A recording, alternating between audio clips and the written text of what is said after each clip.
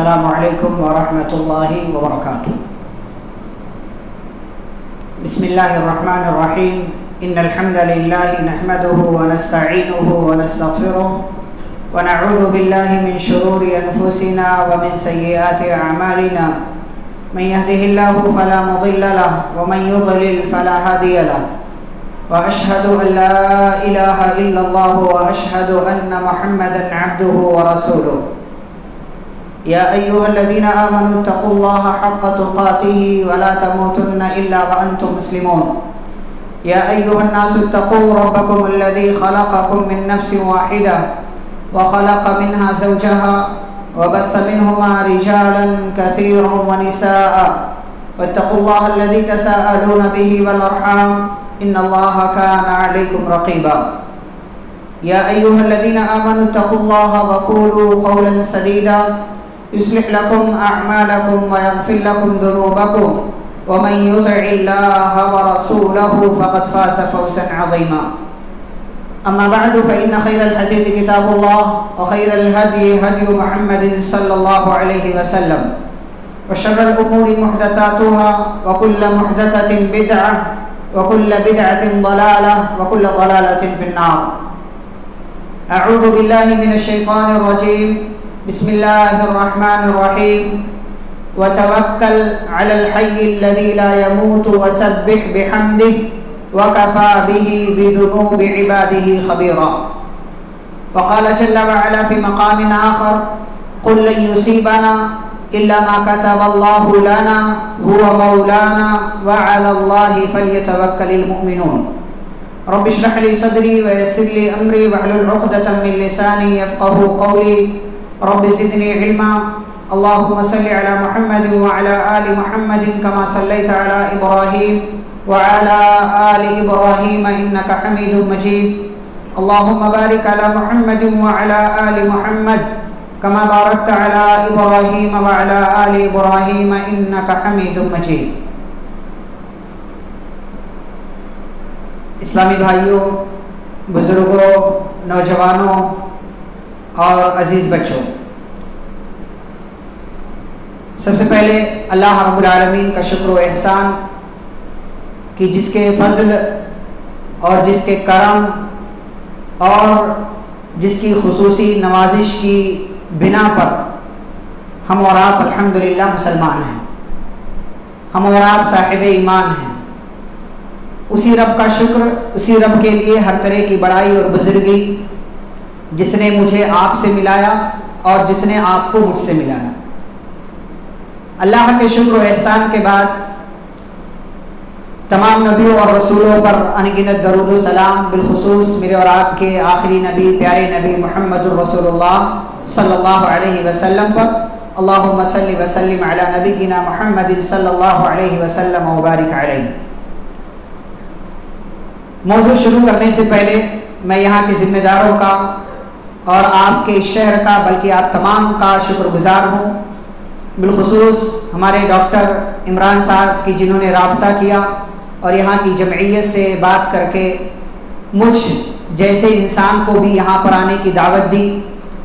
حالانکہ میں اس کا اہل نہیں کہ اتنے دور کا سفر کر کے میں آپ کے دربار میں یا آپ کے سامنے حاضری دوں، میں ابھی ایک چھوٹا سا طالب علم ہوں، سیکھنے کے مرحلے میں ہوں، لیکن جو کچھ بھی ہے وہ اللہ کا شکر ہے، وہ اللہ کا احسان ہے۔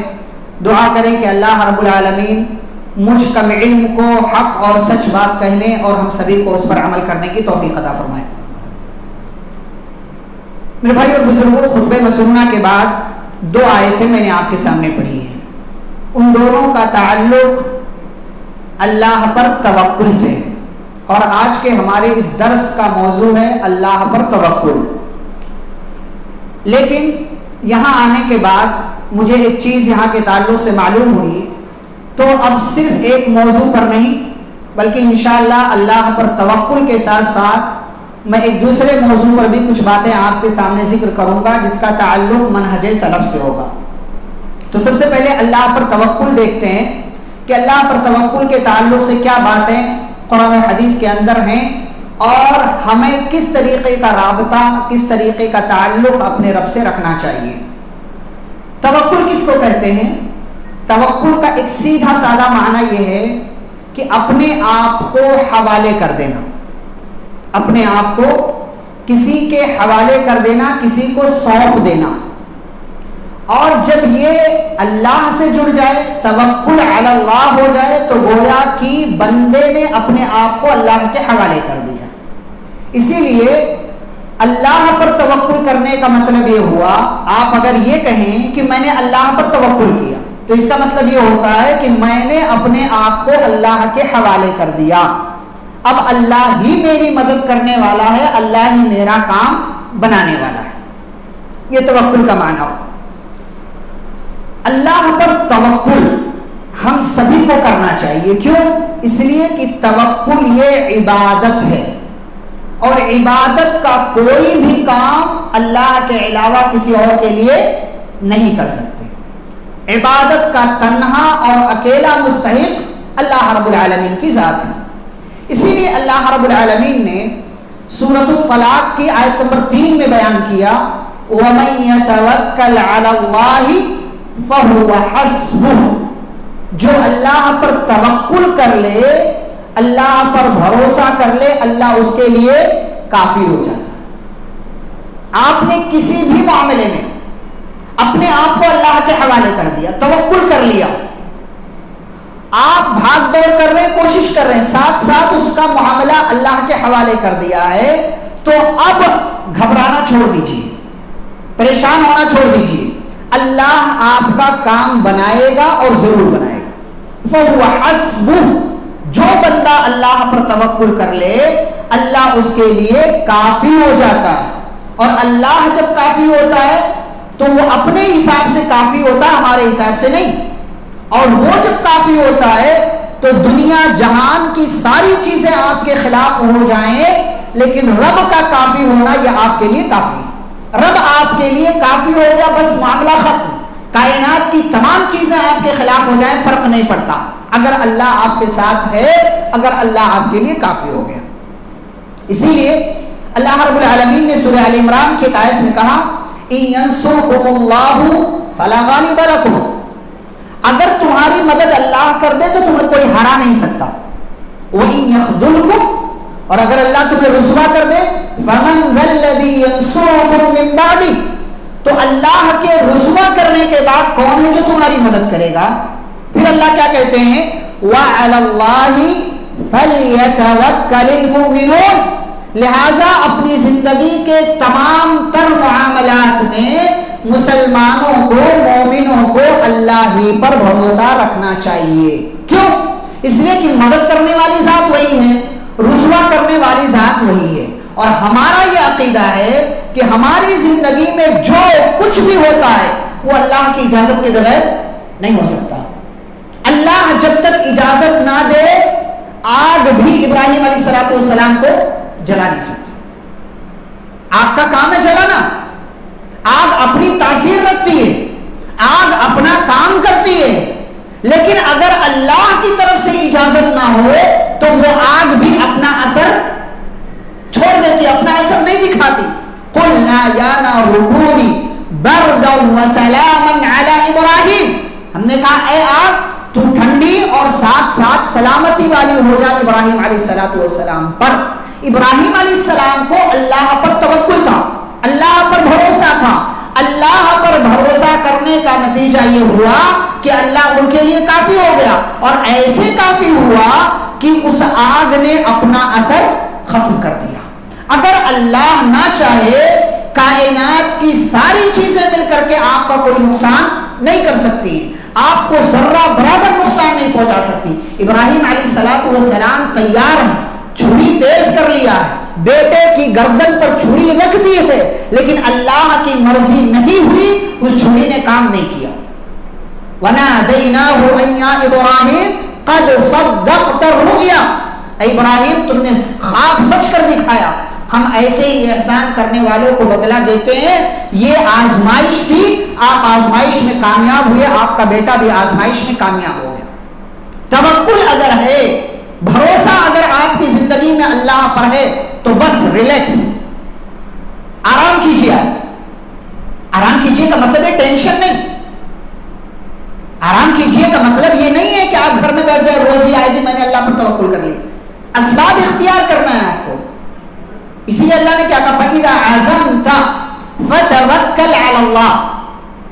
آپ نے کسی کام کے کرنے کا ارادہ کر لیا، مکمل ارادہ کر لیا، جگہ دیکھ لی، دکان کھولنا ہے، اب آپ اس کے لیے جائیے، سامان لے کر کے آئیے، پیسہ لگائیے.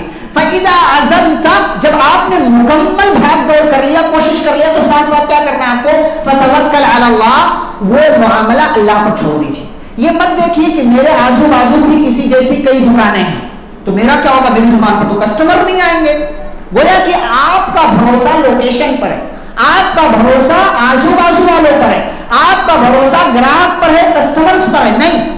فَإِذَا عَزَمْتَ فَتَوَكَّلْ عَلَى اللَّهِ اللہ پر بھروسہ کیجئے کیونکہ کسٹمر بھیجنے والا وہی ہے، روزی دینے والا وہی. پھر آگے اللہ کیا کہتے ہیں ان اللہ یحب المتوکلین. اللہ اس بندے سے محبت کرتا ہے جو اللہ پر توکل کرتا ہے، جو اللہ پر توکل کرتا ہے اللہ ایسے انسان سے محبت کرتا ہے. اور دو آیتیں میں نے پڑھی آپ کے سامنے خطبے میں سننا کے بعد. ایک آیت سورہ فرقان کی، اللہ فرماتے وتوکل، بھروسہ کس پر کرنا ہے؟ اللہ پر. وتوکل علی الحی الذی لا یموت. ہم تو بھروسہ کیا کرتے ہیں نا، ہمارا دیکھیں عقیدہ ایمان اتنا کمزور ہے کہ ہمارا بھروسہ تعویذ پر بن جاتا ہے، ہمارا بھروسہ دھاگے پر بن گیا ہے، ہمارا بھروسہ ہمارا عقیدہ اتنا کمزور ہے کہ بلی ہمارے سامنے سے ہٹ جائے تو گویا کہ کام نہیں ہوگا ہمارا. ہمارا بھروسہ اتنا کمزور ہے، اللہ پر توکل نہیں ہے، اتنا کمزور ہے کہ لیمو مرچ وہ کام کرتا ہے جو ہمارا بھروسہ نہیں کرتا. جوتا لٹکاتے ہیں لوگ مصیبت سے بچنے کے لیے. یہ انسانوں میں یہ ٹیم انسانوں میں یہ جماعت پائی جاتی ہے کہ پیدا کرنے والے پر بھروسہ نہیں ہے. اچھا بولو تو مانے گا سب، لیکن کرنے کو اپنی والی کرے گا، کرنے کو اپنی والی کرے گا. اللہ پر بھروسہ نہیں ہے ہم کو. وَتَوَكَّلْ عَلَى الْحَيِّ الَّذِي لَا يَمُوتُ بھروسہ کیجئے اس ذات پر جو ہمیشہ سے زندہ ہے، اسے کبھی موت نہیں آنے والی، اسے کبھی موت نہیں آئے گی. ہمارے ہاں لوگ کیا کہتے ہیں اللہ پر بھی بابا پر بھروسہ کرو، بابا کے وسیلے سے مانگ، یعنی اللہ وسیلے سے سنے گا، بابا جو مر گیا وہ بغیر وسیلے کے سنے گا. نہیں بابا کو ڈائریکٹ پکار سکتے جو کہ مردہ حالت میں، جس کی موت ہو چکی ہے، جس کا انتقال ہو چکا ہے، اور وہ رب جو ہمیشہ سے زندہ الحی ہے، القیوم ہے، اسے کبھی موت نہیں آتی ہے، وہ رب وسیلے سے سنے گا. ہمارا ایمان کمزور ہے، ہمارا عقیدہ کمزور ہے، ہمارے ایمان میں گڑبڑی ہے، ہمارے خلوص میں کمی ہے، ہمارا جو ایمان جو کنیکشن ہے رب سے اس میں ڈھیلا پن ہے. اس کنیکشن کو، اس رابطے کو ہمیں مضبوط کرنا چاہیے. اسی لیے اللہ نے کہا وَتَوَكَّلْ عَلَى الْحَيِّ الَّذِي لَا يَمُوتُ اس ذات پر بھروسہ کیجئے جو ہمیشہ سے زندہ ہے، جسے موت نہیں آنے والی. وَسَبِّحْ بِحَمْدِهِ اور اس کی تسبیح بیان کیجئے، اس کی تعریف بیان کیجئے. اور جہاں تک رہی بات تمہارے گناہوں کی وَكَفَى بِهِ بِذُنُوبِ عِبَادِهِ خَبِيرًا اللہ کو تو ہر ایک کے بارے میں معلوم ہے کون کیا کر رہا ہے، ہر ایک کے گناہ کے بارے میں. آپ بند کمرے میں کریں، آپ پبلک میں کریں، روڈ پر کریں، کہیں بھی آپ گناہ کر لیں، اللہ کو سب پتہ ہے. لیکن ان تمام تر صورتحال میں ایک مسلمان کا کام یہ ہے کہ وہ اللہ کی ذات پر بھروسہ کرے اور اللہ رب العالمین پر توکل کرے. اچھا ہمارے یہاں بہت سارے لوگ نفع نقصان کا مالک دوسری چیزوں کو سمجھتے ہیں، دوسری چیزوں کو نفع نقصان کا مالک سمجھتے ہیں.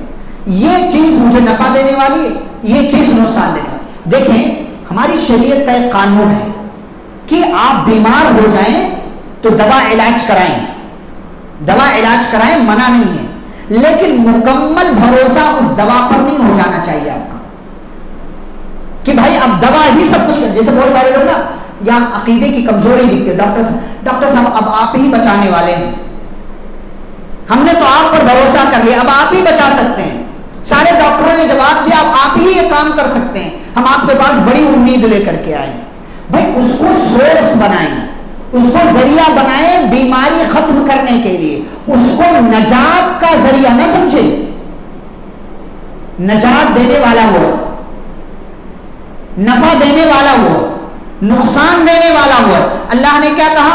قل افرأيتم ما تدعون من دون الله ان ارادني الله بضر هل هن كاشفات ضر۔ اللہ کہتے ہیں بتاؤ تمہارا کیا خیال ہے جن کو تم اللہ کے سوا پکارتے ہو، اگر اللہ مجھے نقصان پہنچانے کا ارادہ کر لے کیا یہ سارے لوگ مل کر کے اس نقصان کو دور کر سکتے ہیں؟ کبھی نہیں دور کر سکتے۔ او ارادنی برحمت، یا میرا رب میرے ساتھ کسی رحمت کا خیر کا ارادہ کر لے، هل هن ممسکات رحمتی، کیا یہ سارے لوگ مل کر کے اللہ کی رحمت کو دور کر سکتے ہیں؟ بالکل نہیں کر سکتے۔ یہ سارے لوگ مل کر کے یہ کام نہیں کر سکتے۔ قل حسبی اللہ، آپ کہہ دیجئے میرے لیے اللہ کافی ہے، میرے لیے اللہ کافی۔ ڈاکٹر صاحب میں آپ کے پاس اس لیے آیا ہوں تاکہ یہ جو وقتی طور سے بیماری آئی ہے یہ دوا آپ دے دیں، اس بیماری کا حل نکل سکے، لیکن اس دوا کے باوجود اس دوا کے اندر تاثیر پیدا کرنے والا رب ہے۔ اسی لیے آپ دیکھیں لوگ بڑے بڑے ڈاکٹرز کے پاس چلے جاتے ہیں، بڑے بڑے ہاسپٹلز میں چلے جاتے ہیں، لیکن اس کے باوجود وہ ٹھیک نہیں ہوتے۔ کیوں؟ رب کی مرضی نہیں ہوتی، رب کی مرضی نہیں ہوتی، اللہ کی مرضی شامل نہیں ہوتی ہے کہ یہ بندہ ٹھیک ہو، اسی لیے وہ بندہ ٹھیک نہیں ہوتا۔ اور ہمارے یہاں لوگوں نے سب کچھ دوا کو ڈاکٹر کو سمجھ لیا۔ ہمارے یہاں عقیدے کی کمزوری ہے کہ ہم نے سب کچھ ڈاکٹر کو سمجھ لیا۔ ڈاکٹر سب کچھ نہیں ہے، ڈاکٹر تھوڑا سا وہ بھی ذریعہ ہے، وہ بھی ذریعہ ہے۔ اگر اللہ اس چیز کے اندر نہ چاہے تو تاثیر پیدا نہیں ہونے والی۔ یہ چیز ہے کہ ہم اور آپ نفع نقصان کا مالک صرف اللہ کو سمجھیں۔ آگے بڑھیں۔ توکل اور بھروسہ اللہ رب العالمین پر ہمارا کیسا ہونا چاہیے، اس کی کچھ مثالیں آپ کو دیتا ہوں میں۔ توکل یہ اللہ رب العالمین کی ہدایت کا سبب ہے۔ اللہ نے کیا کہا؟ ما اصاب من مصیبت الا باذن اللہ۔ ہماری زندگی میں جو مصیبت آتی ہے نا، کس کی طرف سے؟ اللہ کی طرف سے۔ اللہ کی طرف سے ہماری زندگی میں کوئی مصیبت کوئی پریشانی آتی ہے، اب ہمارا کام کیا ہے؟ اللہ کہتے ہیں قل لن یصیبنا الا ما كتب اللہ لنا۔ ایک مومن کا، ایک ایمان والے کا مصیبت میں امتحان ہے۔ کیا امتحان ہے؟ بھائی آپ کا عقیدہ وہاں چیک کیا جا رہا ہے، ایمان چیک کیا جا رہا ہے کہ مصیبت آئی ہے تو آپ کون سا رویہ اپناتے ہیں۔ ایک مومن کیا رویہ اختیار کرتا ہے؟ ایک مومن کا کیا کہنا ہوتا ہے جب وہ بیمار ہوتا ہے یا اس کی زندگی میں مصیبت آتی ہے؟ کیا کہتا ہے ایک مومن؟ لن یصیبنا، ہمیں ہرگز کوئی مصیبت کوئی پریشانی نہیں آ سکتی مگر ما کتب اللہ لنا، اتنا ہی جتنا اللہ نے ہمارے مقدر میں لکھ دیا ہے۔ وہ مولانا، وہ اللہ ہمارا مولا ہے، ہمارا سپورٹر ہے، ہمارا حمایتی ہے، ہماری بگڑیاں بنانے والا۔ وعلی اللہ فلیتوکل المؤمنون، اور مومنوں کا کام یہ ہے کہ مومن ہر حالت میں، ہر کنڈیشن میں اپنے رب پر بھروسہ کرتے ہیں، انہیں بھروسہ کرنا چاہیے۔ یہ ایک ایمان والے کا اعلان ہوتا ہے کہ میری زندگی میں مصیبت اللہ کی اجازت کے بغیر نہیں آ سکتی۔ اور آج ہمارے یہاں کوئی مصیبت آ گئی، کوئی پریشانی آ گئی تو اس کو ہم ذمہ دار ٹھہراتے ہیں۔ بھائی ذمہ دار ہے کوئی، ذمہ دار ہے کوئی وجہ ہے کہ آپ کی زندگی میں مصیبت آئی، لیکن اگر اللہ کی مرضی اس میں شامل نہ ہوتی تو یہ مصیبت آپ کی زندگی میں نہیں آتی۔ ہمارا کام کیا ہے؟ ہمارا کام کیا؟ اللہ کے اس فیصلے پر ہم راضی رہیں۔ اور ایک بات بتاؤ، اگر آپ ایمان والے ہیں تو آپ کے لیے خوشخبری ہے۔ خوشخبری کیا ہے؟ کہ ایک ایمان والے کی زندگی میں کبھی کچھ برا نہیں ہوتا، کبھی برا نہیں ہوتا، کبھی برا نہیں ہوتا آپ کی زندگی میں اگر آپ ایمان والے۔ کیسے؟ پیارے نبی صلی اللہ علیہ وسلم بیان کرتے ہیں عجبا لامر المؤمن، ایک مومن کا معاملہ بڑا عجیب و غریب ہے۔ کیسے؟ ان اصابته سراء شکر فکان خیرا له، کہ اگر اسے کوئی خوشی ملتی ہے، کوئی نعمت ملتی ہے تو وہ اللہ کا شکر ادا کرتا ہے، اور جب اللہ کا شکر ادا کرتا ہے تو یہ اس کے لیے بہتر ہے۔ کیسے بہتر ہے؟ اللہ کیا کہتے ہیں؟ لئن شکرتم لازیدنکم، اگر شکر ادا کرو گے اور دوں گا، مزید عطا کروں گا۔ اور اگر ایک مومن کی زندگی میں کوئی مصیبت آ جائے تو یہ بھی اس کے لیے بہتر ہے۔ کیسے؟ صبرا، وہ اس مصیبت پر صبر کرتا ہے، فکان خیرا لہ، اور یہ صبر کرنا اس کے حق میں بہتر ہو جاتا ہے۔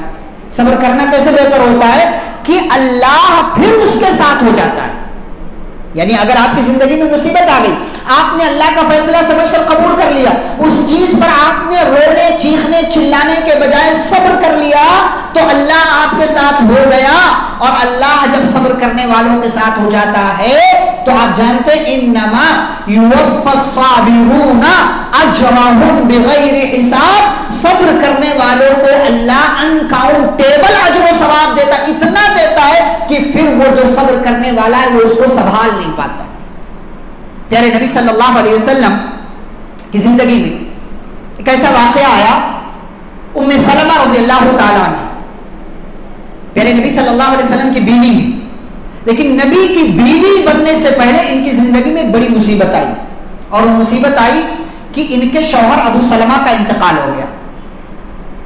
اور ابو سلمہ کوئی معمولی صحابی نہیں, سب سے پہلے ہجرت کرنے والے صحابی ہیں مکہ سے مدینہ, سب سے پہلے ایمان لانے والوں میں سے ہیں ابو سلمہ. تو ام سلمہ رضی اللہ تعالیٰ عنہ پریشان ہو گئی کہ اب میرے شوہر کا انتقال ہو گیا, اب ان سے بہتر شوہر کون مجھے ملے گا. تو نبی صلی اللہ علیہ وسلم نے کیا کہا جانتے ہیں؟ تعلیم دی, کہا یہ دعا پڑھ لو, انا للہ وانا الیہ راجعون, اللہم اجرنی فی مصیبتی واخلف لی خیرا منہا. یہ دعا سکھایا. کیا مطلب ہے؟ ہم اللہ کے لیے ہیں, اللہ کی طرف پلٹ کر جانا ہے. پھر آگے, اے اللہ تو اس مصیبت میں مجھے اجر و ثواب دے, یعنی مصیبت دیا تو اس کے بدلے مجھے ثواب دے. وَأَخْلِفْ لِي خَيْرًا مِّنْهَا, اور اے اللہ جو نقصان میرا ہوا ہے اس کی اچھے سے بھرپائی کر دے. اب جانتے ام سلمہ رضی اللہ تعالیٰ عنہ نے یہ دعا پڑھ لیا, اور یقین بھی تھا کہ اللہ میرے شوہر سے بہتر بھی دے گا, لیکن وہ سمجھ نہیں پا رہی تھی کہ میرے شوہر سے بہتر کون ہو سکتا ہے میرے لیے. لیکن جب پیارے رسول صلی اللہ علیہ وسلم کی طرف سے نکاح کا پیغام گیا, اور ظاہر سی بات ہے کہ ابو سلمہ سے کئی گنا, لاکھ گنا, بلکہ کروڑوں گنا بہتر پیارے رسول صلی اللہ علیہ وسلم ہے, تب کہتے میرے یقین میں اضافہ ہو گیا کہ اللہ پر اگر توکل کر لو, صحیح راستہ اختیار کر لو, تو اللہ ایسے راستے سے آپ کو نواز دیتا ہے جہاں سے آپ گمان بھی نہیں کر سکتے. ابھی تک ایک بہترین انسان کی بیوی تھی, ان کا انتقال ہو گیا, اور انتقال کے بعد نبی نے ایک وظیفہ دیا, کہا اپنا تعلق اللہ سے جوڑو, رب پر بھروسہ کرو, رونے چیخنے چلانے اور جو ہے جزا فضا کرنے کے بجائے اپنے آپ کو اللہ کے حوالے کر دو, اللہ اس سے بہتر آپ کو نوازے گا. اور نوازا کیسے کہ ام سلمہ جو ایک صحابیہ تھی, اب صحابیہ ہونے کے ساتھ ساتھ نبی کی بیوی بن گئی, اور ہم تمام مسلمانوں کی ماں کا مقام ان کو مل گیا. یہ ہے اللہ پر توکل کرنے کا فائدہ, یہ ہے اللہ پر مکمل بھروسہ کرنے کا فائدہ, کہ ہم اور آپ اگر اللہ پر بھروسہ کر لیں اور ویسے ہی کر لیں جیسا کرنے کا حق ہے, تو اس کا فائدہ ہم کو ملے گا. ایک اور بات کہ ہم اگر ہماری زندگی میں ابھی مصیبت آئی ہے تو ہم کیا کرتے ہیں کہ پہلے تو رو لیتے ہیں, شکایت کر لیتے ہیں, اس کے بعد کہتے ہیں میں صبر کرتا ہوں.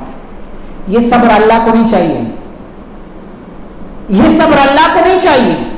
پیارے نبی صلی اللہ علیہ وسلم ایک عورت کے پاس سے گزرے جو ایک قبر کے پاس بیٹھی رو رہی تھی, تو آپ نے کیا کہا؟ اتق اللہ واصبری, اللہ کی بندی اللہ کا تقوی اختیار کر, صبر کر, نقصان ہوا ہے صبر کر.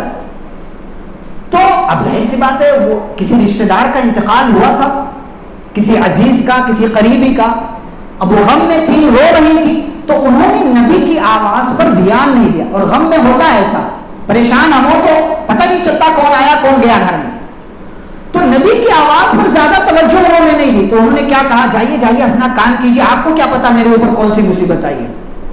نبی چلے گئے. دوسرے لوگوں نے بتایا ارے وہ نبی تھے, رسول تھے, جو ابھی تمہیں یہ بات کہہ کر کے گئے. اب وہ بھاگتے بھاگتے نبی صلی اللہ علیہ وسلم کے پاس آئی اور کہتی اللہ کے نبی اب میں صبر کرتی ہوں, اب میں صبر کرتی ہوں. تو نبی نے کیا فرمایا جانتے ہیں؟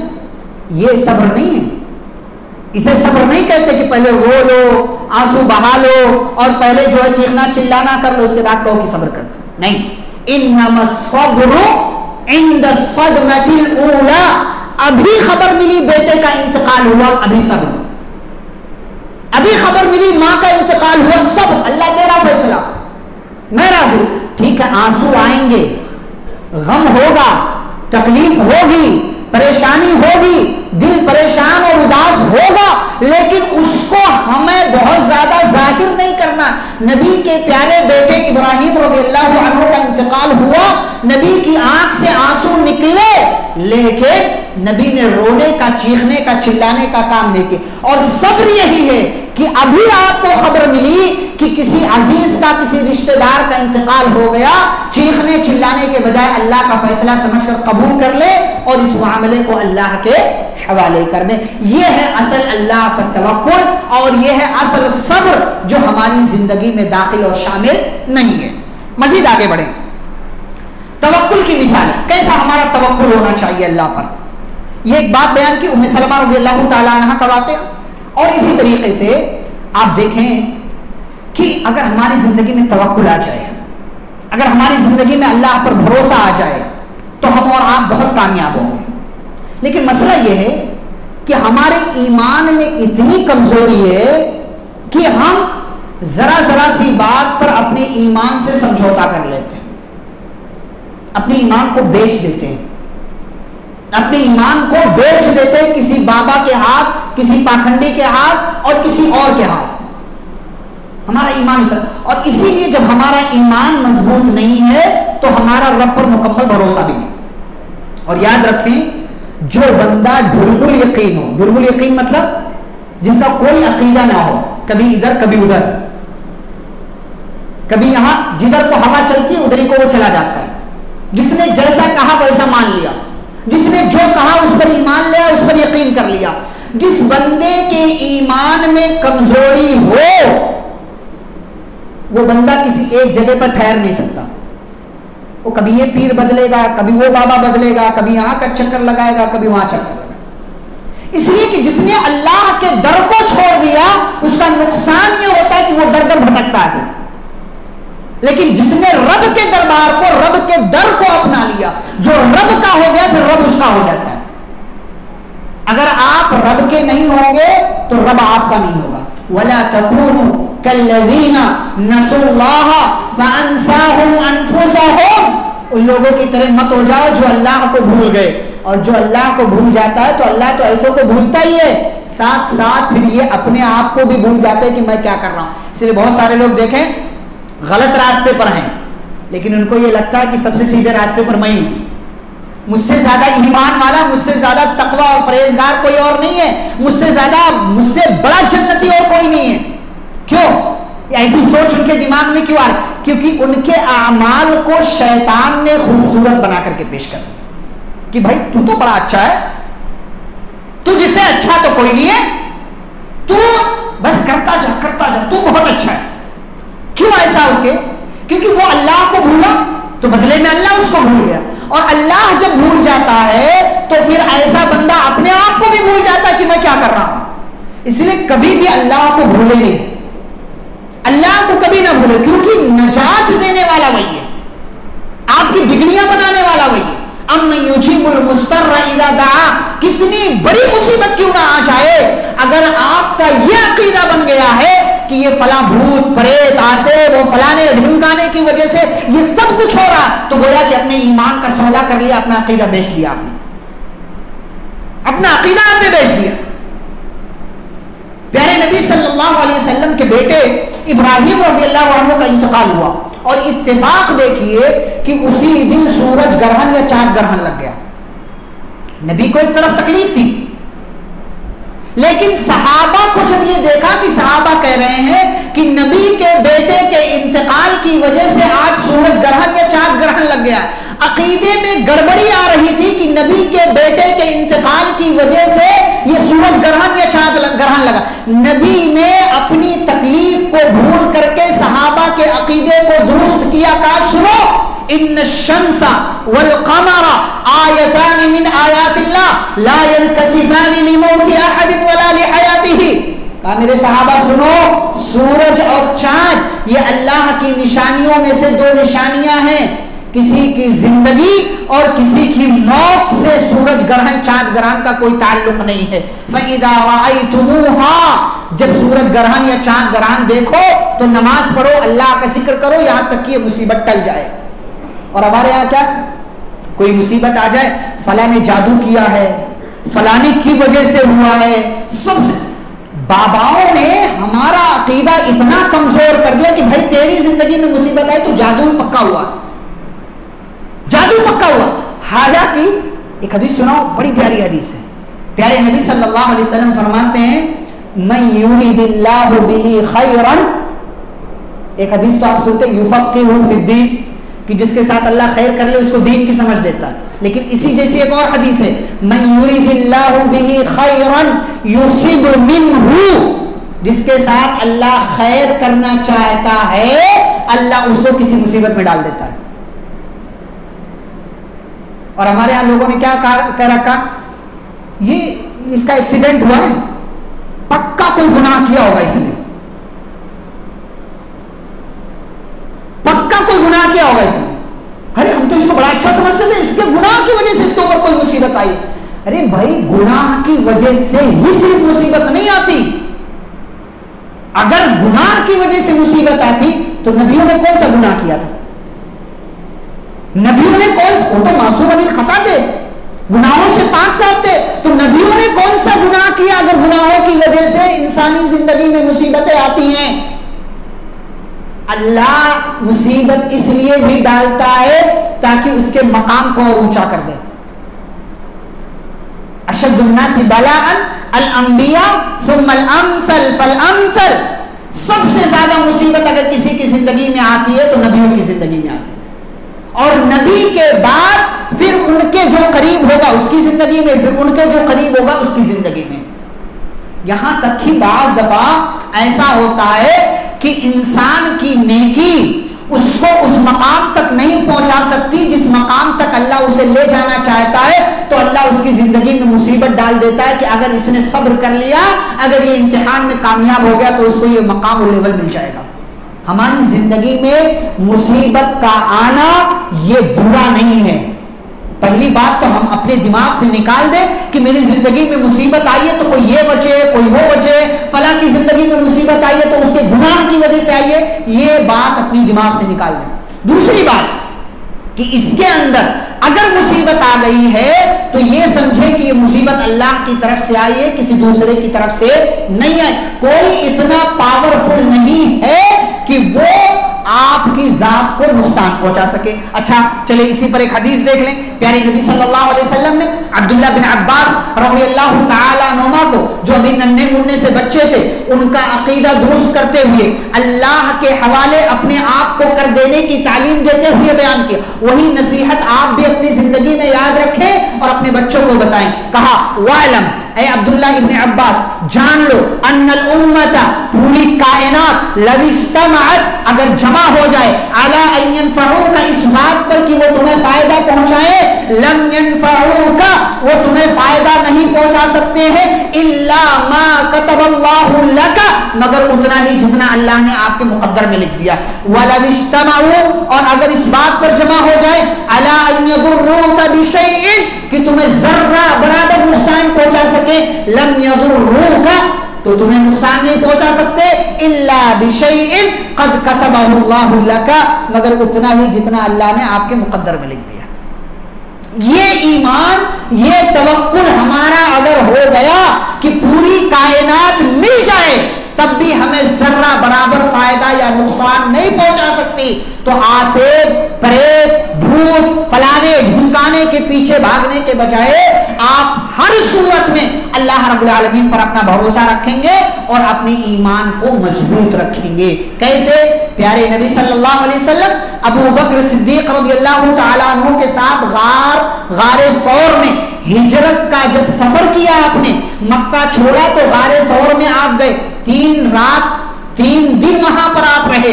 اس حال میں اس دوران مشرکین مکہ نے تلاش کرنا شروع کیا, یہاں تک کہ کچھ لوگ اس غار تک بھی پہنچے. ابو بکر رضی اللہ تعالی عنہ نے دیکھا کہ مشرکین ہمارے بالکل اوپر پہنچ گئے ہیں, کہتے ہیں میں غار میں ہوں, میں نے مشرکین کو دیکھا، میرا دل دھڑکا کہ اگر وہ لوگ اپنی نگاہ کو اپنے قدم پر رکھیں یعنی نیچے کی طرف دیکھیں تو یہ ان کی نگاہ ہمارے اوپر پڑ جائے گی۔ کہتے ہیں میں نے نبی سے کہا اے اللہ کے رسول صلی اللہ علیہ وسلم لو ان احدهم نظر تحت قدميه لابصرنا، اگر ان مشرکین میں سے کوئی اپنے قدم کی طرف دیکھ لے اس کی نگاہ ہمارے اوپر پڑ جائے گی، اب کیا ہوگا؟ نبی نے کیا کہا؟ بڑی شانتی سے، بڑی سنجیدگی سے، بڑے آرام سے جواب دیا، ما ظنک یا ابا بکر باثنین اللہ ثالثہما، ابو بکر تمہارا ان دو لوگوں کے بارے میں کیا خیال ہے جن کا تیسرا اللہ ہے، جن کا تیسرا اللہ ہے، ان دو لوگوں کے بارے میں تمہارا کیا خیال ہے؟ گھبراتے کیوں ہو؟ اللہ ہماری حفاظت کرنے والا ہے اور اللہ نے حفاظت کیا، اللہ نے حفاظت کیا کہ مشرکین بالکل سر پر پہنچے تھے لیکن آپ کو دیکھ نہیں سکے اور ناکامی کے ساتھ واپس چلے گئے۔ اچھا، اسی سے ایک اور ملتی جلتی بات جو آپ بار بار سنتے ہیں، موسیٰ علیہ السلام کے زمانے میں بنی اسرائیل کے تعلق سے اللہ نے موسیٰ علیہ السلام کو حکم دیا کہ اے موسیٰ آپ بنی اسرائیل کو اپنی قوم کو لے کر کے نکل جائیں اور جب نکلیں تو اس راستے سے، راستہ سب بتا دیے کس راستے سے نکلنا، نکلے پیچھے سے، فرعون کو بھی معلوم پڑا، اس نے پیچھا کیا اپنے لشکر کے ساتھ، اور بعض مفسرین نے لکھا ہے فرعون کا لشکر تقریباً 6 لاکھ تھا، 6 لاکھ لوگ تھے فرعون کے لشکر میں۔ اب بنی اسرائیل جب دریا کے پاس پہنچے تو سامنے دریا، پیچھے پلٹ کر دیکھا تو فرعون کی ٹیم، فرعون کا لشکر، کیا کہا؟ فلما تراءى الجمعان قال اصحاب موسى انا لمدركون، جب بنی اسرائیل اور فرعون کی ٹیم، جماعت، لشکر جب دونوں آمنے سامنے آ گئے، ایک دوسرے کو دیکھا تو موسیٰ علیہ السلام کے ساتھیوں نے کہا انا لمدرکون، ہم اپنی زبان میں اگر ترجمہ کریں اب تو گئے کام سے، اب تو پکڑ لیے جائیں گے، اب تو ہمارا گیا، بیڑا غرق ہمارا، انا لمدرکون۔ اور ظاہر سی بات ہے انسان اپنی کھلی آنکھوں سے جو دیکھ رہا ہے اسی حساب سے بول رہا ہے، اسی حساب سے بول رہا ہے کہ کوئی بھی یہی بولے گا کہ بھئی سامنے دریا ہے، ادھر سے پیچھے سے فرعون کا لشکر ہے، اب تو ہم مار دیے جائیں گے، بھاگنے کا کوئی راستہ نہیں ہے۔ لیکن اگر ایسی صورتحال میں آپ ایمان والے ہیں تو آپ کا ایمان اندر سے چیخ چیخ کر وہی کہے گا جو موسیٰ علیہ السلام نے کہا۔ کیا کہا موسیٰ علیہ السلام نے؟ قالا کلا، نیور، ہرگز نہیں، کبھی نہیں، یہ ہمیں پکڑ نہیں سکتے، ہم پکڑے نہیں جائیں گے، ان معی ربی، میرے ساتھ میرا رب ہے، اور جب رب ہے تو سیہدی، وہ مجھے راستہ دکھائے گا کہ ایسی کنڈیشن میں، ایسی عجیب ترین صورتحال میں نجات کا راستہ کون سا ہے۔ اللہ نے دکھایا کہ نہیں دکھایا؟ اللہ نے موسیٰ کو وحی کی، ان اضرب بعصاک البحر، موسیٰ اپنی لاٹھی اس دریا پر ماریے، موسیٰ علیہ السلام نے مارا، فانفلق، اور مارتے ساتھ ہی وہ پانی 2 ٹکڑوں میں، 2 حصوں میں تقسیم ہو گیا، فکان کل فرق کالطود العظیم، پوری جماعت موسیٰ علیہ السلام کے ساتھ دریا کے اس پار ہو گئی۔ فرعون بھی اسی راستے سے جا رہا تھا، اللہ نے کیا کیا؟ ڈبا دیا، ثم اغرقنا الاخرین، ڈبا دیا۔ بعض دفعہ کیا ہوتا ہے نا، ہماری نگاہوں کے سامنے ہمیں یہ لگتا ہے ہمارا سب کچھ گیا، لیکن اگر ایمان ہے تو اللہ راستہ دکھاتا ہے، اور بعض دفعہ ہم یہ سمجھتے ہیں ارے یہ سامنے تو نجات کا راستہ دکھ رہا ہے، ارے چلو پار کر جاتے ہیں۔ بعض دفعہ جس راستے کو ہم نجات کا راستہ سمجھ رہے ہوتے ہیں وہ دراصل ڈوبنے کا راستہ ہوتا ہے۔ بعض دفعہ نا اولاد نہیں ہو رہی ہے، چلو درگاہ پہ جائیں گے، فلانے بابا کے پاس جائیں گے، نجات کا راستہ ہم سے سمجھ رہے ہوتے ہیں نا، لیکن وہ دراصل ہلاکت کا راستہ ہے۔ فرعون سمجھ رہا تھا اسی راستے سے میں بھی چلے جاؤں گا، اللہ نے اس راستے پر تو اسے پہنچایا فرعون کو، اس کے لشکر کو، لیکن پھر ثم اغرقنا الاخرین، اللہ نے پانی کو حکم دیا، دونوں طرف کا پانی ایک ہو گیا اور فرعون اور اس کی پوری ٹیم کو اللہ نے اسی پانی کے اندر ڈبا دیا۔ جانتے ہیں شیطان کا سب سے پہلا حملہ کس پر ہوتا ہے؟ آپ کے ایمان پر، آپ کے عقیدے، کیونکہ اس کو پتا ہے کہ اگر اس کا ایمان ایک بار بگڑ گیا تو پھر اس کے پیچھے محنت کرنے کی ضرورت نہیں ہے۔ اسی لیے نبی پاک صلی اللہ علیہ وسلم نے 13 سال تک صرف توحید کی دعوت دی، مکہ کی زندگی میں صرف توحید کی، اور وہاں سے جب مدینہ آئے تو گاہے بگاہے بار بار یہ نصیحت کرتے تھے کہ اللہ کے ساتھ شرک نہیں کرنا، اپنے ایمان کی حفاظت کرو، اپنے عقیدے کی حفاظت کرو۔ شیطان سب سے پہلا حملہ آپ کے ایمان پر کرتا ہے، اسی لیے آپ کی زندگی میں کتنی بڑی مصیبت کیوں نہ آ جائے لیکن اپنے ایمان میں جھول، کمی، لچک پیدا مت کرنا، کیونکہ یہاں اگر آپ ناکام ہو گئے تو زندگی کے ہر قدم پر شیطان آپ کو کہیں نہ کہیں کسی نہ کسی راستے سے گمراہ کرتا رہے گا۔ یہ چند باتیں تھی جو توکل کے، بھروسے کے حوالے سے میں نے آپ کے سامنے رکھی۔ بھروسہ اللہ پر، توکل مضبوط کیسے ہوگا؟ ہم اور آپ اپنے ایمان کو مضبوط کریں، اپنے ایمان کو مضبوط کریں، جو طریقہ پیارے نبی صلی اللہ علیہ وسلم نے بتایا وہ طریقہ اختیار کریں، مصیبت آئے صبر کریں، اللہ کے فیصلے پر راضی ہو، اور یہ عقیدہ رکھیں کہ بغیر اللہ کی مرضی کے کچھ نہیں ہوتا۔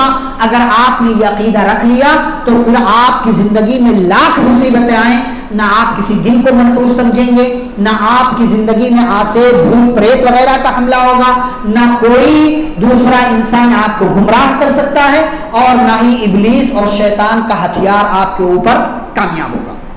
یہ بات ختم ہوئی۔ اب آئیے منہج کے تعلق سے کچھ باتیں کرتے ہیں۔ دیکھیں پیارے نبی صلی اللہ علیہ وسلم اس دنیا سے گئے، آپ نے کیا چھوڑا؟ صرف دو چیزیں، صرف دو چیزیں۔ ترکت فیکم امرین، تمہارے درمیان دو چیزیں چھوڑ کر جا رہا ہوں۔ لن تضلوا بعدی ما تمسکتم بہما، کبھی گمراہ نہیں ہوگے جب تک ان کو تھام کر رکھو گے۔ کیا ہے؟ کتاب اللہ و سنتی، اللہ کی کتاب اور میری سنت۔ پتہ یہ چلا کہ ہمیں قرآن بھی ماننا ہے اور حدیث بھی ماننا ہے، قرآن بھی اور حدیث بھی، اور حدیث میں وہ جو نبی صلی اللہ علیہ وسلم سے صحیح سند کے ساتھ ثابت ہے۔ ٹھیک، یہ پہلی بات۔ دوسری بات، ایک انسان کا کوئی بھی عمل اس وقت قبول نہیں ہوگا جب تک کہ اس کے اندر 3 شرطیں، یا بعض لوگوں نے 2 شرطیں کہا ہے، وہ 3 شرطیں یا 2 شرطیں نہ پائی جائیں۔ کون کون سی؟ نمبر 1 ایمان، نمبر 1 ایمان، کیونکہ مشرک کا کوئی بھی عمل اللہ کے ہاں قابل قبول نہیں ہے، ایمان ہونا چاہیے۔ نمبر 2 اخلاص، جو بھی کریں صرف اللہ کے لیے کریں، اور نمبر 3 طریقہ محمد الرسول اللہ صلی اللہ علیہ وسلم۔ ٹھیک، آپ کی زندگی میں کیا جانے والا کوئی بھی عبادت کا کام جب تک کہ اس کے اندر یہ تینوں شرطیں نہیں پائی جائیں گی، آپ کتنی ہی محبت سے کیوں نہ کر لیں، آپ کا وہ عمل اللہ کے ہاں قبول نہیں ہوگا بلکہ ریجیکٹ کر دیا جائے۔ ٹھیک، یہ دوسری بات۔ تیسری بات، نبی پاک صلی اللہ علیہ وسلم جب دنیا سے گئے، دنیا سے جانے سے پہلے آپ نے ان لوگوں کا تذکرہ کیا جن کو قیامت کے دن نجات ملنے والی ہے، اور کیا کہا؟ یہ کون لوگ ہوں گے؟ ما انا علیہ اليوم انا واصحابی، یا بعض روایتوں میں الفاظ دیگر دوسرے، کہ آپ نے بتایا وہ لوگ نجات پائیں گے یا اس راستے پر رہنے والے نجات پائیں گے جس پر آج میں ہوں اور میرے صحابہ۔ نبی نے صرف اپنا نام نہیں لیا بلکہ کیا کہا؟ جس پر میں ہوں اور جس پر میرے صحابہ ہیں، جو اس راستے پر رہے گا جس راستے پر میرے صحابہ ہیں وہی لوگ نجات پائیں گے۔ یہ تیسری بات۔ اسی سے متعلق اللہ نے ایک بات کہی، ہمیں منہج، طریقہ، راستہ کس کا اختیار کرنا ہے؟ صحابہ کا۔ والسابقون الاولون من المہاجرین والانصار والذین اتبعوہم بإحسان، سابقین اولین مہاجرین انصار، اور جو لوگ بھی ان کو فالو کریں، ان کے راستے پر چلیں، کیسے؟ بإحسان، احسان کے ساتھ، خیر کے ساتھ، بھلائی کے ساتھ، کیا ہوگا؟ رضی اللہ عنہم، تو اللہ مہاجرین انصار یعنی صحابہ سے راضی، اور جو صحابہ کا منہج اختیار کرے اللہ ایسے لوگوں سے راضی، اور یہ لوگ اللہ سے راضی، اور اس کا فائدہ یہ کہ اللہ نے ایسے لوگوں کے لیے جنتیں تیار کر رکھی۔ یہ چوتھی بات۔ پانچویں بات، ہمیں منہج صحابہ کا اختیار کرنا ہے، لیکن اب 1400 سال کے بعد آنے والا کوئی انجینئر یا کوئی ڈاکٹر یا کوئی فلسفی یا کوئی جو ہے یہاں وہاں کی ڈگریاں لے کر کے بولنے والا 1400 سال کے بعد آئے اور یہ کہے کہ نہیں نہیں ہمیں ضرورت نہیں ہے، قرآن حدیث ہمارے لیے کافی ہے، یہ نجات ہے، بات مانیں گے کہ ریجیکٹ کریں گے؟ ریجیکٹ کریں گے اسی بات کو، چاہے وہ کتنی ہی بڑی پوسٹ پر کیوں نہ ہو، کتنا ہی بڑا اسٹیٹس اس کا مقام کیوں نہ ہو، اور میں نام لے لوں، چاہے مولانا مودودی ہو یا ڈاکٹر اسرار ہو یا یہ آج کے زمانے کا ایک بڑا فتنہ مرزا انجینئر علی مرزا انجینئر ہو، یہ سارے ڈھلڈھورے ہماری اپنی زبان میں بے وقوف ہیں جو صحابہ کے منہج سے ہٹ کر کوئی اور منہج مسلمانوں کے درمیان پیش کر رہے ہیں۔ اور یاد رکھیں اللہ نے سورۃ النساء کی آیت نمبر 115 میں کہا، غور سے سنیں، جو لوگ بھی ایسی حالت میں اپنے آپ کو پہنچا رہے، بڑی اچھی بات کرتا ہے، بڑی پیاری بات کرتا، اس کی زبان ارے یہ غلط بول سکتا ہے، اتنا بڑا عالم، اتنے بڑے سبسکرائبر، اتنے زیادہ لوگ اس کے یوٹیوب چینل کو سبسکرائب کر کے، آپ کا معیار اگر یہی ہے کہ اس کے ملین سبسکرائبر ہے تو معاف کیجیے گا، یہ نجات کا راستہ نہیں ہے۔ اللہ نے کہا وَمَا يُؤْمِنُ أَكْثَرُهُم بِاللَّهِ إِلَّا وَهُمْ مُشْرِكُونَ، اکثر لوگ اس دنیا کے اندر مشرک ہیں، ایمان والے کم ہوتے ہیں۔ زیادہ ہونا یہ جو ہے نجات کا، کامیابی کا راستہ نہیں ہے کہ فلانے کے اتنے سبسکرائبر، اس کی بات بڑی سچی ہے۔ اللہ کیا کہتے ہیں آیت نمبر 115 سورۃ النساء کی، وَمَن يُشَاقِقِ الرَّسُولَ مِن بَعْدِ مَا تَبَيَّنَ لَهُ الْهُدَى، جو رسول کی مخالفت کرے ہدایت کے واضح ہو جانے کے بعد، وَيَتَّبِعْ، اور اس راستے کو فالو کرے، غیر سبیل المؤمنین، جو مومنوں کا راستہ نہیں ہے۔ قرآن نازل ہو رہا تھا، مومن کون لوگ تھے؟ مومن کون تھے؟ صحابہ تھے۔ صحابہ کے راستے کو، ان کے منہج کو چھوڑ کر جو کسی اور منہج پر جائے گا وہ سنے کان کھول کر، نُوَلِّهِ مَا تَوَلَّى، وہ جدھر جانا چاہے گا اللہ کہتے ہیں ادھر لے کر چلے جائیں گے، وَنُسْلِهِ جَهَنَّمَ، اور کل قیامت کے دن اس کو اٹھا کر جہنم میں ڈال دیں گے، وَسَاءَتْ مَصِيرًا، اور جہنم بہت برا ٹھکانہ ہے۔ فیصلہ آپ کو کرنا ہے کہ آپ صحابہ کا منہج چاہتے ہیں یا صحابہ کو برا بھلا کہنے والوں کا منہج چاہتے ہیں۔ یعنی 1400 سال بعد آنے والے یہ مطلب جن کی اپنے سماج میں کوئی وقات نہیں ہے، یہ کم ظرف لوگ صحابہ کو برا کہیں گے، صحابہ کو امیر معاویہ، یہ صحابہ کے بعد آنے والے تمام لوگ مل جائیں، یہ مرزا اور ڈاکٹر کی بات نہیں کرتا، ان جیسے کروڑوں مل جائیں، بلکہ صحابہ کے بعد آنے والے تمام لوگ، امام بخاری، امام مسلم، امام نسائی، امام ترمذی، امام ابن ماجہ اور امام ابو داؤد، امام مالک، امام شافعی، امام احمد بن حنبل، امام ابو، جتنے بڑے بڑے نام آپ کے ذہن میں آئے، یہ سارے بڑے بڑے ولی، یہ سارے مل کر کے بھی نبی کے کسی ایک صحابی کے پاؤں کے دھول کے برابر بھی نہیں پہنچ سکتے۔ اور آپ چلے ہیں، آج کے زمانے کا انسان چلا ہے صحابہ کو گالیاں دینے، یہ منہ اور مسور کی دال، جس کی اپنی بات اپنے گھر میں نہیں سنی جاتی، یہ صحابہ کے تعلق سے بکواس کرتا ہے، صحابہ کے تعلق سے زبان درازیاں کرتا ہے۔ تمام لوگ، نبی نے کیا مثال دی، احد پہاڑ کے برابر سونا بھی خرچ کر دو نا، احد پہاڑ کے برابر سونا بھی خرچ کر دو، اور کسی صحابی نے 300 گرام اناج خرچ کیا ہوگا اللہ کے راستے میں، تمہارا احد کے پہاڑ کے برابر سونا بھی وہ 300 گرام کے برابر نہیں پہنچ سکتا۔ صحابہ کے مقام کو ہم نے نہیں جانا۔ صحابہ کو برا کہنے کا مطلب یہ ہے کہ آپ نبی کی ذات پر انگلی اٹھا رہے ہیں کہ نبی نے اپنے صحابہ کی صحیح تربیت نہیں کی، اور نبی پر انگلی اٹھانے کا مطلب یہ ہے کہ آپ اللہ کی ذات پر انگلی اٹھا رہے ہیں۔ کہ اللہ نے کیسے بندے کو رسول بنا کر کے بھیج دیا تھا جو رسول اپنے صحابہ کا تزکیہ نہیں کر سکا. رسول کا ایک بنیادی مقصد اس دنیا میں آنے کا کیا تھا؟ یعلمہم الکتاب والحکمت ویزکیہم، لوگوں کا تزکیہ کرنا، ان کو گناہوں سے پاک صاف کرنا ایک مقصد تھا. اگر صحابہ پر آپ انگلی اٹھائیں گے گویا کہ آپ نبی کی تربیت پر انگلی اٹھا رہے ہیں، اور جو نبی کی تربیت پر انگلی اٹھا لے وہ اپنا انجام خود سوچ لے کہ ایسے بندے کا کیا انجام ہونے والا ہے، ایسے بندے کا انجام کیا ہوگا، یہ اپنا فیصلہ خود کر لے. نبی کی تربیت، صحابہ کی تربیت نبی نے کی، صحابہ کو سکھایا نبی نے، صحابہ کو پڑھایا نبی نے، صحابہ کو راستہ دکھایا نبی نے. قدم قدم پر نبی پاک صلی اللہ علیہ وسلم نے صحابہ کو سکھایا، بتایا، تربیت کی، سب کچھ کیا. اور آج 1400 سال بعد آنے والا، 1300 سال بعد آنے والا کوئی بندہ یہ کہے کہ فلاں صحابی ایسے تھے، فلاں صحابی ایسے تھے، فلاں صحابی ایسے تھے، اور ہمارے بعض بے وقوف اور نادان لوگ ایسے لوگوں کے پیچھے بھی چلے جاتے کہ اس کے اتنے سبسکرائبر ہیں. اپنی عقل پر ماتم کریں، اپنی ذات پر ماتم کریں. کسی بے وقوف کی وجہ سے آپ صحابہ کو برا کہیں گے، آپ صحابہ کو برا کہیں گے. اپنے ایمان کی حفاظت کریں. نبی نے فرمایا جو میرے صحابہ میں سے کسی ایک صحابی کو برا کہے اس پر اللہ کی، فرشتوں کی، دنیا بھر کے انسانوں کی لعنت نازل ہوتی.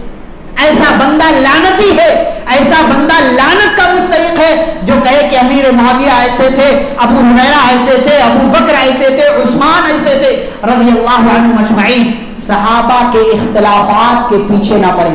انسان تھے، ان کے درمیان اختلاف ہوا لیکن بعد میں اس اختلاف کو انہوں نے درست کر لیا. صحابہ کے اختلافات کو اپنے معاشرے میں بیان نہ کریں، اپنی بات کا، اپنی بحث کا ٹاپک نہ بنائیں، صحابہ کی نیتوں پر حملہ نہ کریں. صحابہ جیسے بھی تھے، ہم جیسے کمزرفوں سے، ہم جیسے گنہگاروں سے لاکھ درجہ بہتر تھے. ہم چاہے ہوا میں چلے جائیں، آسمان میں چلے جائیں، پہاڑوں پر ہمارا ٹھکانہ بن جائے، ایک نمبر کے متقی بن جائیں، کچھ بھی ہم بن جائیں، لیکن ہم صحابی نہیں بن سکتے. ہم صحابی نہیں بن سکتے. صحابہ کے مقام کے لیے یہ بات کافی ہے انہوں نے نبی کو دیکھا، انہوں نے نبی کو جانا، انہوں نے نبی کے ساتھ ملاقاتیں کی، وہ نبی کے ساتھ رہے، جنگیں کی، نبی کے ساتھ اٹھنا بیٹھنا. وہ آنکھیں کہاں سے لاؤ گے، وہ مجلسیں کہاں سے لاؤ گے، وہ محفلیں کہاں سے لاؤ گے، صحابہ کرام کا وہ گروپ کہاں سے لاؤ گے جنہوں نے نبی پاک صلی اللہ علیہ وسلم کا قدم قدم پر ساتھ دیا. صحابہ کے حوالے سے زبان درازی کریں گے اپنی آخرت کو تباہ کریں گے. نبی نے کہا صحابہ سے محبت کرنا یہ دین ہے، صحابہ سے محبت کرنا ایمان ہے، صحابہ سے محبت کرنا احسان ہے. اور جو صحابہ میں سے کسی سے نفرت کرے، بغض رکھے، تو ایسا بندہ گویا کہ کافروں کے راستے پر جا رہا. وَبُغْضُهُ كُفْرٌ وَنِفَاقٌ وَفُسُوقٌ، صحابہ سے بغض کرنا، صحابہ سے نفرت کرنا یہ کفر ہے، یہ فسق ہے، یہ گناہ ہے اور یہ نفاق کی علامت ہے. یہ بندہ جو کوئی بھی صحابہ کو برا بھلا کہے گویا کہ اس نے کافروں کا راستہ اختیار کر لیا، اس کے اندر نفاق آ گیا، وہ منافقوں کے راستے پر جا رہا ہے. اس لیے میرے بھائیوں، بزرگوں، بڑی محبت کے ساتھ یہ پیغام ہے. آپ کسی کو بھی سنیں، یہ آپ کی اپنی چوائس، آپ کی اپنی خواہش، لیکن معاف کیجیے گا نبی کے صحابہ پر انگلی اٹھائیں گے. یہ بات یاد رکھیں کہ اتنی دور سے میں یہ بتا رہا ہوں آپ کو، یہاں سے آ کر کے یہاں کے علماء بھی آپ کو بتاتے ہیں، مختلف طریقوں سے آپ سنتے. صحابہ کو اگر آپ نے برا بھلا کہا یا صحابہ کا منہج چھوڑ دیا، کسی اور منہج کو آپ نے صحیح سمجھا، اپنی آخرت تباہ کرنے کے ذمہ دار آپ خود ہیں. علمی کتابی نہ بنے، منہجی بنے، منہج سلف پر آئیں، صحابہ کے منہج پر آئیں، قرآن و حدیث کو ویسے ہی سمجھیں جیسے صحابہ نے سمجھا، جیسے صحابہ نے مانا، جیسے صحابہ نے عمل کیا. یہ چند باتیں تھیں جو اللہ پر توکل کے حوالے سے اور منہج کے حوالے سے میں نے آپ کے سامنے رکھی. اللہ رب العزت سے دعا ہے اللہ ہم سبھی کو اپنی ذات پر مکمل توکل، اعتماد اور بھروسہ کرنے کی اللہ ہر صورتحال میں توفیق عطا فرما. مولا کریم ہمیں اپنا ایمان، اپنا عقیدہ مضبوط کرنے کی توفیق عطا فرما. الہ ہماری توحید کی، ہمارے ایمان کی، ہمارے عقیدے کی حفاظت فرما. رب العالمین ہم سبھی کو ایمان کے جو بھی ارکان ہیں، ایمان کی جتنی بھی باتیں ہیں ان تمام باتوں کو اپنانے اور انہیں اپنی زندگی میں داخل کرنے کی توفیق عطا فرما. اللہ ہمیں نبی سے محبت کرنے کی، نبی کے صحابہ سے محبت کرنے کی اور ان کے منہج کو اپنانے کی توفیق عطا فرما. اللہ جب تک دنیا میں زندہ رکھے، اسلام اور ایمان پر زندہ رکھے، خاتمہ ہو تو خاتمہ بالخیر ہو. وصلی اللہ تعالی علی نبینا محمد وعلی آلہ واصحابہ اجمعین برحمتک یا ارحم الراحمین. ربنا تقبل منا انک انت السمیع العلیم. والسلام علیکم ورحمۃ اللہ وبرکاتہ.